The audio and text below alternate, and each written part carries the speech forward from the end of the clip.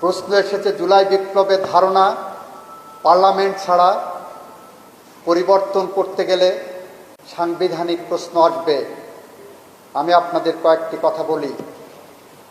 পৃথিবীর ইতিহাসে প্রথম লিখিত সংবিধান ধরা হয় মদিনা সনদকে। মদিনা সনদ যখন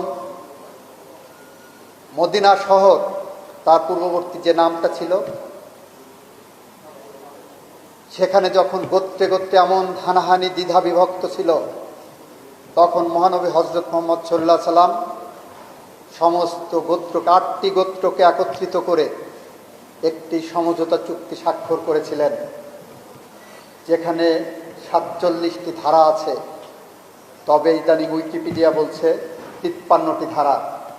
সেই 53টি ধারার মধ্য দিয়ে মদিনা রাষ্ট্র গঠন করা হয় এবং মদিনা সনদের আলোকে একটি রাষ্ট্র পরিচালনা করা হয়। অর্থাৎ এটি একটি রাজনৈতিক সমঝোতা, আর কিছু নয়। 47 সালে ভারত এবং পাকিস্তানের বিভক্তি লর্ড মাউন্টব্যাটেনের যে প্রস্তাবনা, এসবই রাজনৈতিক সমঝোতার আলোকে হয়েছিল এবং সেই আলোকেই সংবিধানের যাত্রা শুরু হয়েছিল। 14ই আগস্ট পাকিস্তানের স্বাধীনতা হলো, 15ই আগস্ট ভারতের স্বাধীনতা হলো, একটি রাজনৈতিক সমঝোতার অংশ হিসাবে চুক্তির মাধ্যমে। 1971 সালের মুক্তিযুদ্ধের সময় 26শে মার্চ বাংলাদেশের মানুষ পাকিস্তানের বিরুদ্ধে যখন যুদ্ধে লিপ্ত হয়েছিলেন, 9 মাস রক্তক্ষয়ী সংগ্রামের মধ্য দিয়ে, আমরা বলি 26শে মার্চ আমাদের স্বাধীনতা দিবস এবং 16ই ডিসেম্বর আমাদের বিজয় দিবস। 1971 সাল। আমাদের সংবিধান রচিত হয়েছিল 1972 সালের 4ঠা ডিসেম্বর। আমরা এই 1 বছর কোনো সাংবিধানিক কাঠামোর মধ্যে ছিলাম কিনা আপনাদের কাছে প্রশ্ন। আমরা ধরে নিয়েছি 1971 সাল থেকে 1972 সংবিধান রচনার আগ পর্যন্ত যা কিছু হয়েছে তার সব কিছুই রাজনৈতিক সমঝোতার ভিত্তিতে হয়েছে। এই রাজনৈতিক সমঝোতাই হলো আমাদের অন্যতম প্রাণের বই, অন্যতম আইন, বাংলাদেশের সুপ্রা ল, বাংলাদেশের সংবিধান।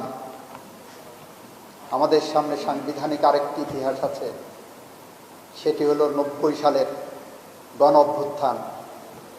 আপনারা জানেন 1990 সালের গণ অভ্যুত্থানের প্রাক্কালে আমরা গণ অভ্যুত্থানের রাজপথের কর্মী ছিলাম। আমরা আন্দোলন করছি, স্বৈরাচারের পতন চাই, স্বৈরাচারের যেতে হবে। স্বৈরাচারের সাথ বললেন আমি যাব, তাহলে আমার উপরাষ্ট্রপতি আছে মওদুদ আহমেদ, তার হাতে ক্ষমতা দিয়ে যাব সাংবিধানিকভাবে। জনতা বললেন এটা আমরা চাই না। এরশাদ এবং তার উপরাষ্ট্রপতি কাউকে আমরা চাই না। 3 জোট রূপরেখা তৈরি করলেন, সমঝোতায় আসলেন, চুক্তি করলেন। সেই চুক্তি ছিল প্রধান বিচারপতি তার পদ থেকে পদত্যাগ করবেন, তাকে উপরাষ্ট্রপতি নিয়োগ করা হবে, তার কাছে ক্ষমতা হস্তান্তর করা হবে, তিনি নির্বাচন দেবেন, সেই নির্বাচনে যারা ক্ষমতা আসবে তারা আবার সংবিধানে সংশোধনী আনবেন, সেই সংশোধনী মেনে প্রধান বিচারপতি আবার স্বপদে ফিরে যাবেন। এসবই ছিল রাজনৈতিক সমঝোতা এবং সাংবিধানিকভাবে রেট্রোস্পেক্টিভ ইফেক্ট দেওয়া হয়েছে। সুতরাং আপনারা যা প্রস্তাবনা আনছেন, আজকে জুলাই বিপ্লবের যে ভাবনা, বৈষম্যহীন সমাজ, গণতান্ত্রিক রাষ্ট্র, আইনের শাসন, ন্যায় বিচারের মানদণ্ড, আমরা সব কিছু নিশ্চিত করার জন্যই একটি রাজনৈতিক সমঝোতার পথ পরিক্রমায় একটি আধুনিক রাষ্ট্র কাঠামো গড়ে তুলব, এই প্রত্যয় এবং প্রত্যাশা আপনাদের সাথে আমিও দেখি।